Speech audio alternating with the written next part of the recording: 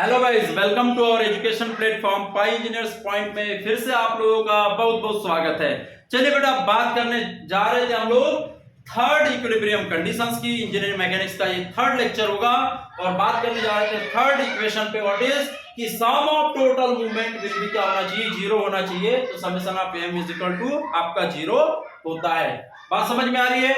तो समझते हैं सबसे पहले ये तो चलो ठीक है, ये तो याद रखिए। मूवमेंट क्या होता है इसको समझते हैं कि movement, what is your movement, है ना। मूवमेंट आपको आना चाहिए, निकालते हैं ना।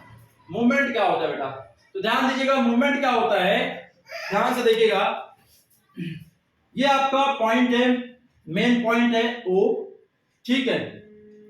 और यहां से एक बीम इस तरह से मैंने क्या किया हूं, फिक्स करके रखा हूं। एक बीम है बेटा, ये बीम है, इस पॉइंट पे मैंने ऐसे फिक्स करके रखा हूं, ठीक है। इस बीम की लेंथ जो है वो L लेंथ है। बात समझ में आ रही है? और ये जो लोड लगाया हूं मैंने, एंड पे लोड लगा दिया हूं P। तो P लोड की वजह से क्या होगा, इस बीम को ये लोड जो है वो ऐसे रोटेट कराने की कोशिश करेगा। इस बीम को ये जो फोर्स है वो क्या कराएगा, बेंड कराने की कोशिश करेगा। बात समझ में आ रही है? कराएगा। तो यहाँ पे मूवमेंट डेवलप हो जाएगा, इस पे मूवमेंट डेवलप हो जाएगा। मतलब ये जो पूरा लोड है वो जाके यहाँ शेयर होगा। कुछ यहाँ पे एक ही सपोर्ट है, तो एक सपोर्ट रहता है, तो पूरा जो लोड है वो उसी में डिस्ट्रीब्यूट हो जाता है। एक से ज्यादा सपोर्ट होंगे तो आपका फिर ये जो लोड है वो डिस्ट्रीब्यूट होने लगता है ना, सभी सपोर्ट पे डिस्ट्रीब्यूट होता है। कुछ अमाउंट कहीं पे कम होगा, कहीं पे ज्यादा होगा। तो देखिएगा यहाँ पे जो मूवमेंट होता है, तो मूवमेंट की डेफिनेशन क्या हो जाती है, ध्यान दीजिएगा। तो मूवमेंट इज इक्वल टू होता है force into perpendicular distance.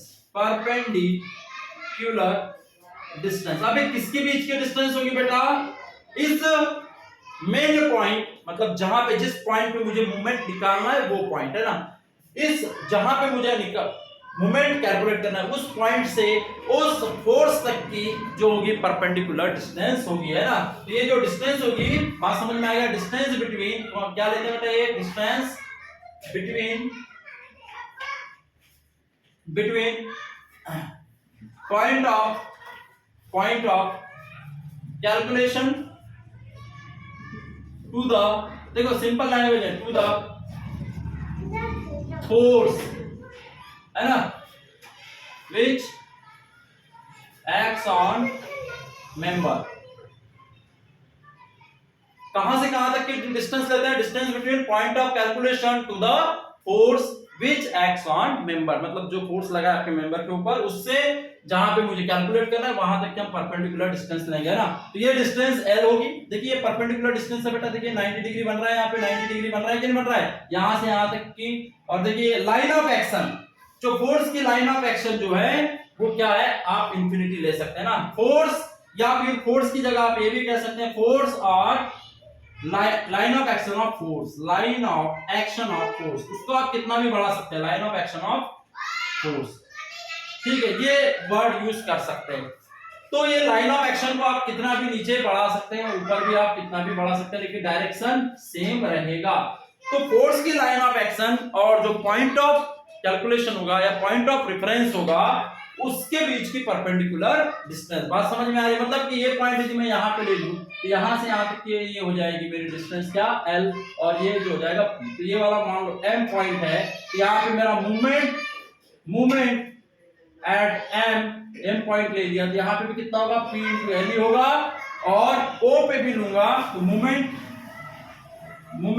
Eight O कितना होगा यहाँ पे बेटा, force P into distance L होगा।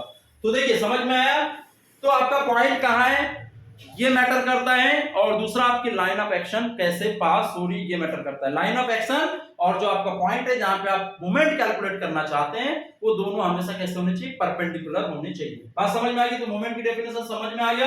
तो मूवमेंट क्या होता है बेटा, it is the product of, है ना, इसकी डेफिनेशन क्या लिखेंगे, it is the product of force to the perpendicular distance between point of calculation या पॉइंट ऑफ रेफरेंस, है ना। कैलकुलेशन की जगह पॉइंट ऑफ रेफरेंस ये लिख लो, ये ले लो, point of reference to the force which acts on member, या फिर फोर्स और line of action of force.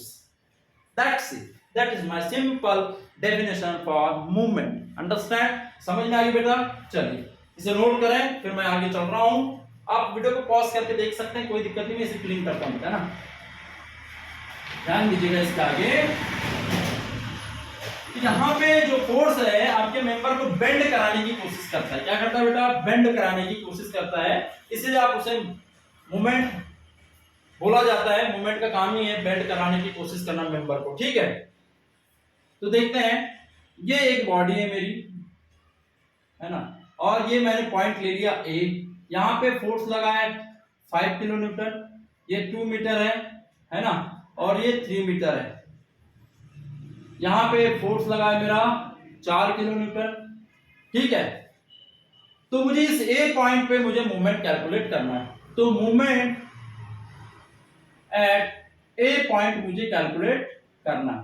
तो कैसे कैलकुलेट करूंगा? तो ध्यान दीजिएगा, मैंने बताया परपेंडिकुलर डिस्टेंस होना चाहिए। तो ए पॉइंट से देखिए परपेंडिकुलर डिस्टेंस सीधी है, और इसकी लाइन ऑफ एक्शन को मैं आगे तक इधर बढ़ा सकता हूं, ऐसे बढ़ा सकता हूं। तो ये भी, ये परपेंडिकुलर डिस्टेंस ही होगी, ये वाली लाइन ऑफ एक्शन को मैं आगे तक ऐसे बढ़ा सकता हूं। तो देखिए मूवमेंट क्या हो जाएगा? मूवमेंट क्या हो जाएगा बेटा? Movement at A is equal to क्या हो जाएगा?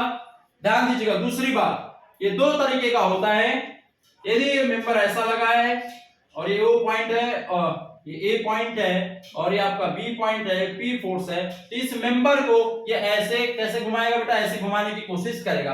तो ये क्या है? क्लॉकवाइज, तो ये होगा पॉजिटिव। बात समझ में आ गई? यदि यही मेंबर इस तरह से हो जाए और इधर लगा हो, है ना, और ए पॉइंट और बी पॉइंट है और ये एल डिस्टेंस है और पी लोड है, ये ऐसा हो जाए, तो ये मेंबर को इस तरह से घुमाने की कोशिश करेगा। तो ये क्या हो रहा है? Anti clockwise. तो मूवमेंट यहाँ पे जो होगा वो निगेटिव होगा। बात समझ में आई? तो ये बात भी हमें ध्यान में रखना है। तो देखिए ये पॉइंट है, ये लोड लगा है, परपेंडिकुलर डिस्टेंस होगी, ऐसे घुमाने की कोशिश करेगा, ऐसे घूमेगा, है ना। तो 5 into 2 जो होगा पॉजिटिव होगा। अब ये देखिए, ये फोर्स ऐसे लगा है, ऐसे घुमाने की कोशिश करेगा इस मेंबर को, है ना, ये ऐसे घूमेगा, है ना। तो क्या हो जाएगा बेटा? -4 into कितना हो जाएगा? 2। कितना हो गया बेटा? ये 10 - 8 इज इक्वल टू कितना हो गया आपका? 2 किलो न्यूटन। और ये metre, force into distance, force है किलो न्यूटन में और डिस्टेंस है मीटर में, तो किलो न्यूटन मीटर यूनिट हो गई। तो मोमेंट की यूनिट जो है वो न्यूटन मीटर होती है बेटा। ऐसा यूनिट क्या होती है आपका? न्यूटन मीटर जो है वो ऐसा यूनिट होती है आपका, किसके? मोमेंट की, है ना। Note it down. समझ में आ गया होगा, आई होप बिल्कुल समझ में आ गया होगा। Clockwise positive, anti clockwise negative लेना है। और एक एग्जांपल और देख लेते हैं, आप लोगों को समझ में आ जाएगा कि मूवमेंट क्या होता है। और एग्जांपल लेते हैं। एग्जांपल में ले लेता हूं, मैं सिंपल सा बीम का एग्जांपल ले रहा हूं। ये बीम है, यहाँ पे एक लोड इधर लगा है, एक लोड इधर लगा है। ये 2 किलो न्यूटन है, ये 4 किलो न्यूटन है। यहाँ से यहाँ तक की डिस्टेंस 4 मीटर है और यहाँ से यहाँ तक की डिस्टेंस 2 मीटर है। और मुझे इस ए पॉइंट पे मूवमेंट निकालना है, इस पॉइंट पे, ए पॉइंट पे। तो मूवमेंट एट ए मुझे कैलकुलेट करना है। क्या होगा बेटा?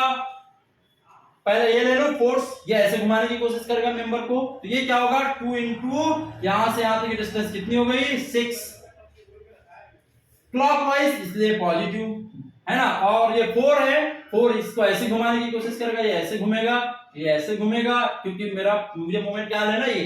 तो जिस पॉइंट पे आप मोमेंट लेते हैं उसको आप फिक्स मान के चलो, है ना। ये क्लॉकवाइज, ये एंटी क्लॉकवाइज। तो क्या हो जाएगा? -4 और यहां से यहां तक की डिस्टेंस कितनी बेटा? 4। तो ये हो जाएगा 12 - 16, तो ये हो जाएगा कितना? -4 किलो न्यूटन मीटर। मतलब ये एंटी क्लॉकवाइज डायरेक्शन में मेरा 4 किलो न्यूटन मीटर का मूवमेंट लगा है। नोट कर लें। डेफिनेटली आप तो समझ में आ गया होगा कि मूवमेंट कैसे आपको कैलकुलेट करना है। बात समझ में आ गई? तो अब इस इक्वेशन को समझाने की जरूरत है क्या मुझे? समेशन ऑफ मूवमेंट क्या होना चाहिए? हमेशा 0 होना चाहिए। बात समझ में आ गई? तो जैसे कि एक मैं मेंबर ले रहा हूं, यहाँ पे 2 किलो न्यूटन का फोर्स लगा है, ठीक है, और यहाँ पे 1 किलो न्यूटन का फोर्स लगा है। कितने का लगा है? 1 किलो न्यूटन का फोर्स लगा है। और मुझे इस पे पता करना है कि सम ऑफ मूवमेंट कितना होगा, है ना। ए पॉइंट पे मूवमेंट क्या होना चाहिए? 0। बैलेंस कब होगा? जब 0 होगा। ये बैलेंस नहीं है, यहाँ पे ए पॉइंट पे कितना आ गया मूवमेंट? 4 आ गया, 0 आना चाहिए था, मतलब ये बैलेंस नहीं है। बात समझ में? 0 आना ही चाहिए था। तो sum of movement at A, sum of movement कहां पे ए पे ले रहे हैं, ए पॉइंट पे, मतलब sum of movement at A, base में ए कर दिया मतलब ए पॉइंट पे ले रहे हैं। तो कितना होगा देखते हैं। 2 मीटर यहां से यहां तक की डिस्टेंस ले लिया और यहां से यहां तक की भी मैंने 2 मीटर डिस्टेंस ले लिया। तो ध्यान दीजिएगा ये मेरा एंटी क्लॉकवाइज है ना, तो ये हो जाएगा 1 माइनस 1 इंटू यहां से यहां तक की डिस्टेंस कितनी 4। अब ये मेरा क्लॉकवाइज, तो प्लस 2 इंटू यहां से यहां तक की डिस्टेंस 2, कितना हो गया बेटा 4 प्लस 4 माइनस में ये हो जाएगा 0। That's it. तो ये होता है मेरा इक्विलिब्रियम कंडीशन। बात समझ में आ गई? तो आई होप कि यहां से बिल्कुल आपको समझ में हो गया होगा कि कैसे आ गया होगा कि कैसे इक्विलिब्रियम कंडीशंस को फॉलो करना है, कैसे अप्लाई करना है। बात समझ में आ गई बच्चों? चलिए मिलते हैं हम इसके बाद नेक्स्ट लेक्चर में कि आपका रिएक्शंस क्या होती हैं और रिएक्शंस कैसे डेवलप होती हैं, उसके अकॉर्डिंग न्यूमेरिकल्स कैसे फ्रेम किए जाते हैं, इसके बारे में हम स्टडी कर लेंगे। तब तक के लिए थैंक यू सो मच, और आप पढ़ते रहिए, स्टडी करते रहिए। Thank you.